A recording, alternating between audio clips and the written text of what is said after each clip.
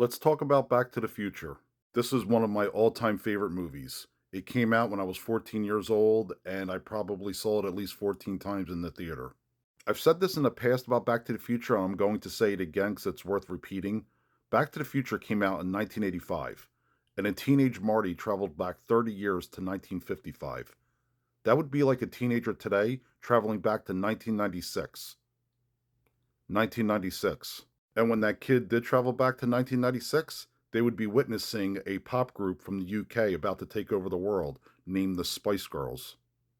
And if they were around Christmas in 1996, they would also experience the Tickle Me Elmo craze. I bought my nephew a Tickle Me Elmo in 1996. I had to wait in line, but I finally got one. They were going for $500 in the newspaper. He opened it on Christmas, played with it for about 10 minutes, and then threw it to the side. I could have had $500. If that teenager traveled back to 1996 around 4th of July, they might have seen a blockbuster called Independence Day. Back to the Future is almost flawless, except for the mom and son dating at the prom thing.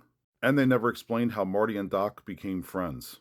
And I have to mention Back to the Future 2, another great movie. Remember when we saw Back to the Future in the theaters in the 80s and we thought it would be cool to leave the 80s and travel to the 2000s? Yeah. And by the way, in Back to the Future 2, the year that Marty traveled into the future, that's already 11 years ago. 11 years ago. And here we are still waiting for hoverboards. Maybe it's a good thing we don't have hoverboards yet because I know me and I would probably have road rage on one of them. My biggest pet peeve with Back to the Future 2 was it was 2015 and nobody was walking around with their cell phones taking selfies. But like I said, the Back to the Future movies is some of my favorites of all time. And remember, save the clock tower.